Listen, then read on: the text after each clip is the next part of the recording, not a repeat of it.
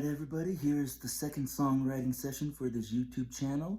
We're going to try something a little bit different than the previous one, which was a little bit more of a pop feel.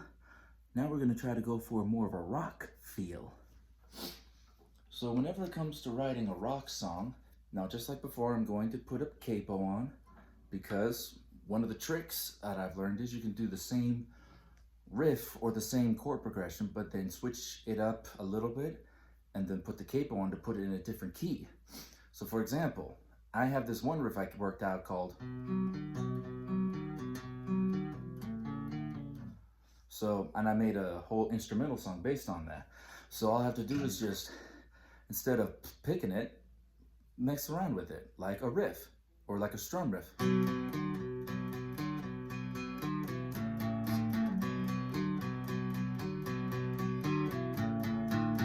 Now that does sound a little cool, but maybe I just need to strum it just less.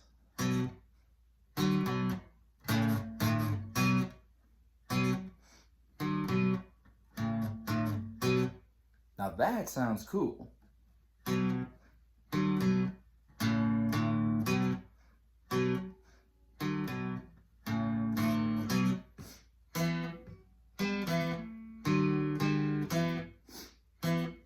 One sec.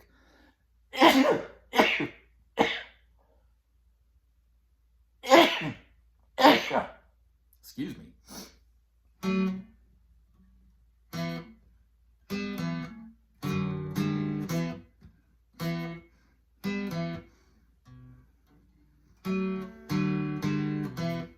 Now what I did right there was a little bit of music theory. See this riff? That's the root note, which is right here, which based on the capo and the note, this is a C.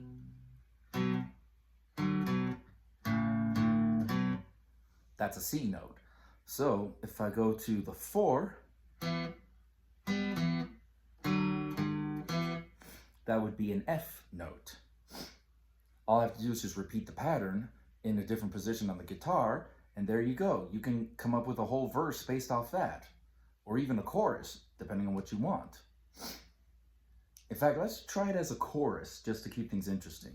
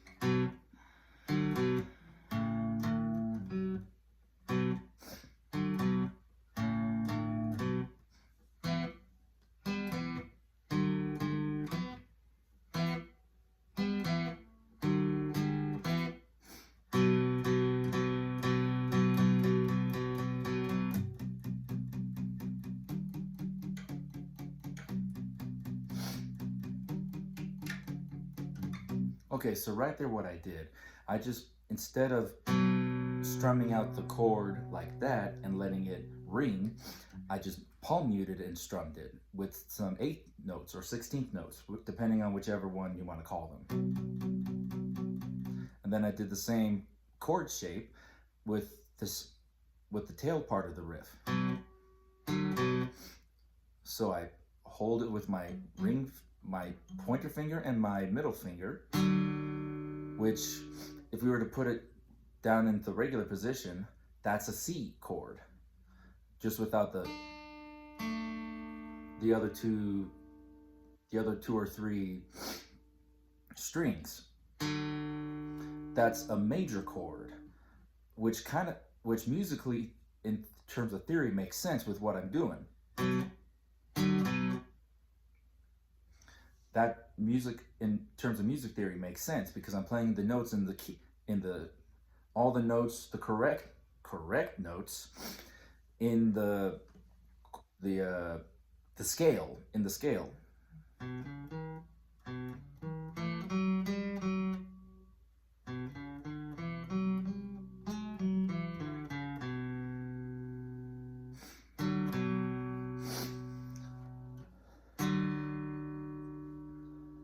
Now, another thing I did for the chorus, I just took the same shape right here and just moved it down once, which gives it that little tense feel, which is cool because it's different in terms of dynamics and in terms of just the sound from the chorus that I have decided to do.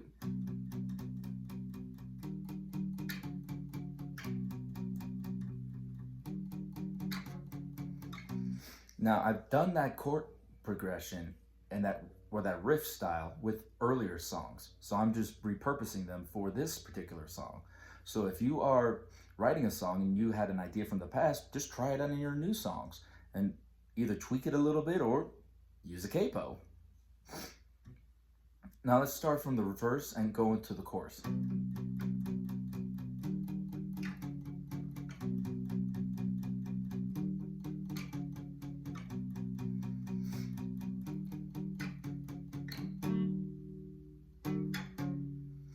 Now I just held out the notes and then I go back into the 16th note strumming or the 8th note strumming. 8th note, that's what it is. I want to be careful with my music theory because I'm a perfectionist and I want to make sure I remember it properly. Otherwise, all that time studying this stuff would have been wasted. So let's do the verse into the chorus so far and see if we can add something else to it.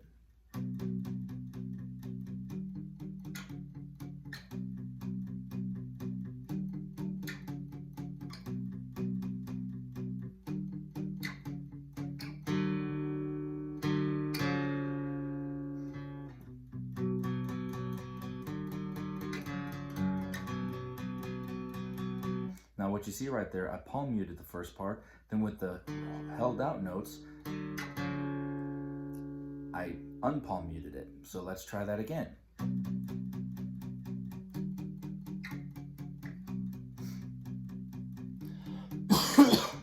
Excuse me.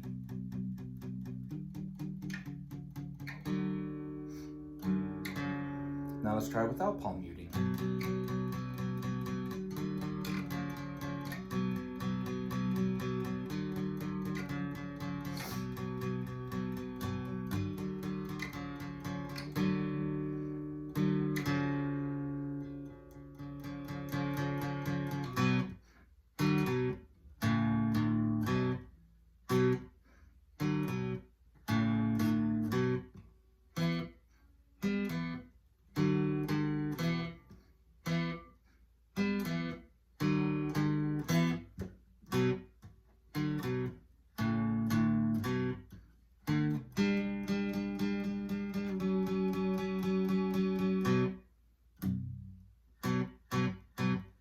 Now that last part right there, if we're going with music theory,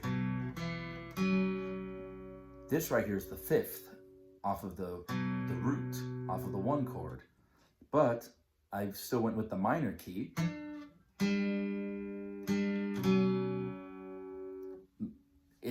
Doing it like that adds a little bit of mystery and uneasiness and tension, which is good because then it wants to resolve itself.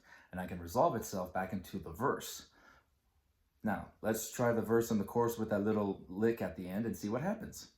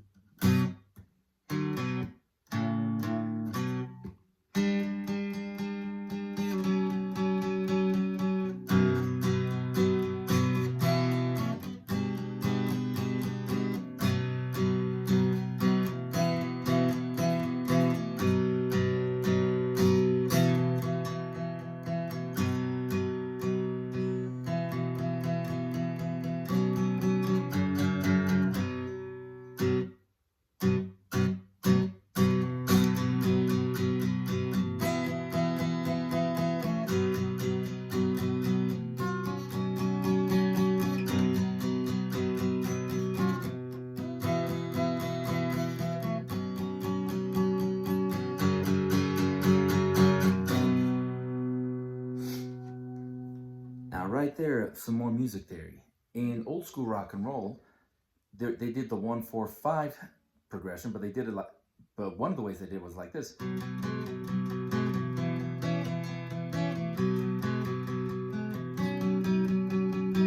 So, but I decided to make it heavier, at least in terms of the strumming pattern and in terms of the tempo.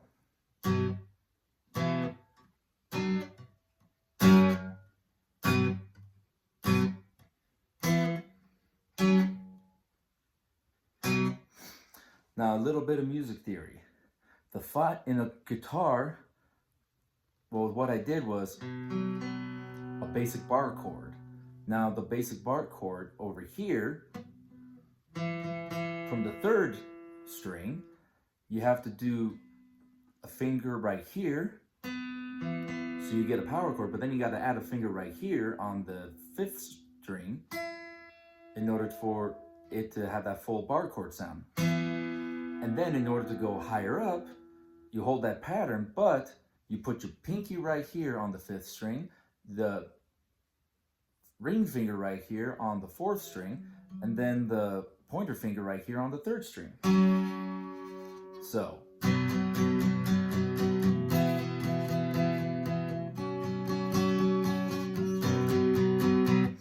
Now, to do what I just did during the song,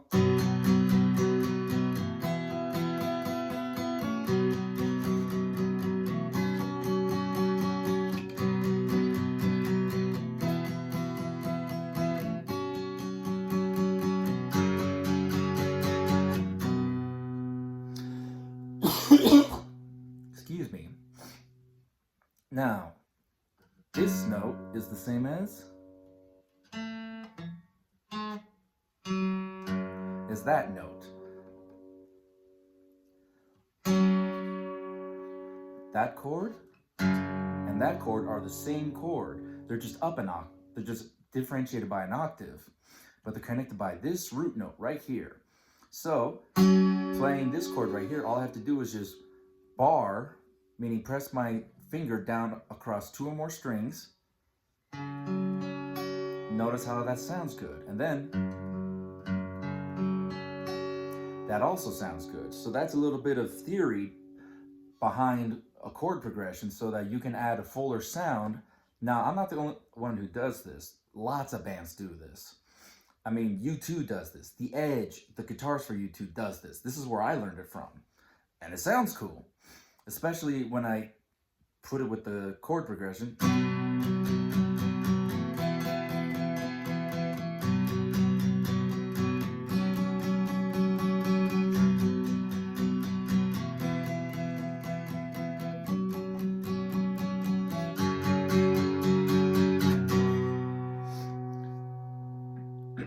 Excuse me. Now that could be a chorus right there, because the way I palm mute and then I unpalm mute and then I do the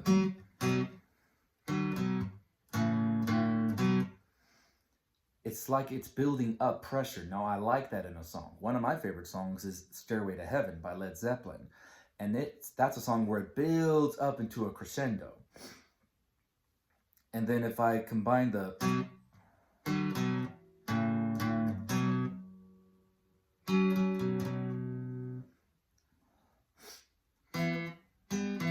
I'm trying to figure out where I am.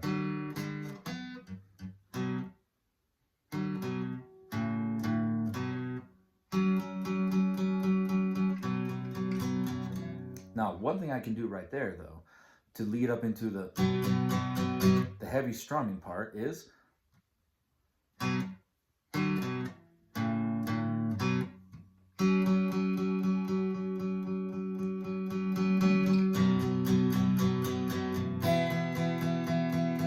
now, one of the things I did there, this is where it's good to learn about bars in music and time signatures, because then that you can use that to help you with where to transition from a riff into a chord progression or from a chord progression into a riff.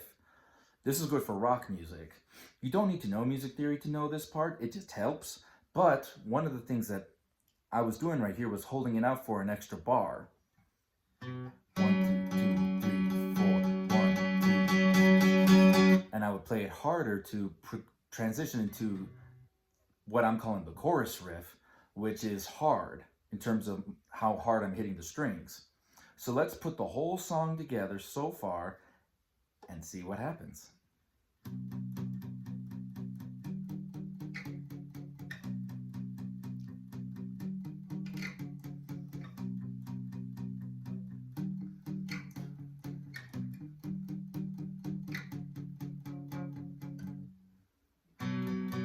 Wait, I forgot some part. Give me a sec. Let's try that again.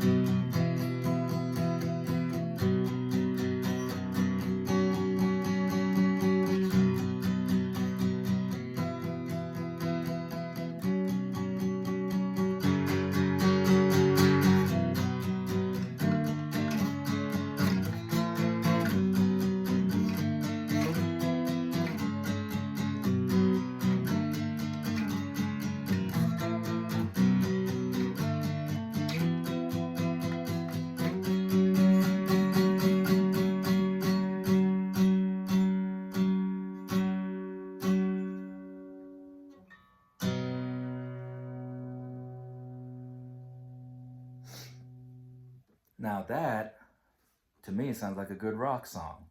Now, of course, we can change it up a little bit or do a faster tempo. Actually, let's try it with a faster tempo, see how it sounds.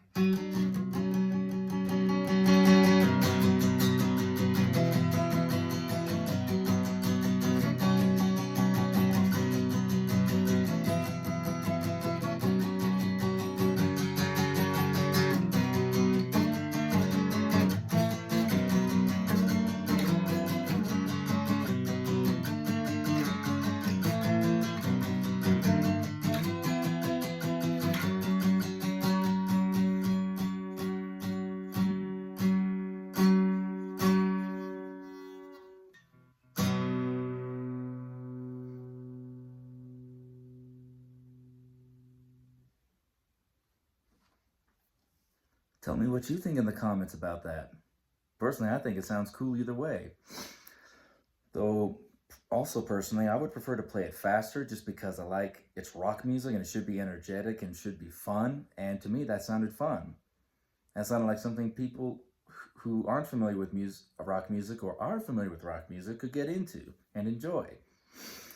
Well, that's it for this songwriting session. I hope you enjoyed it. Have a good day.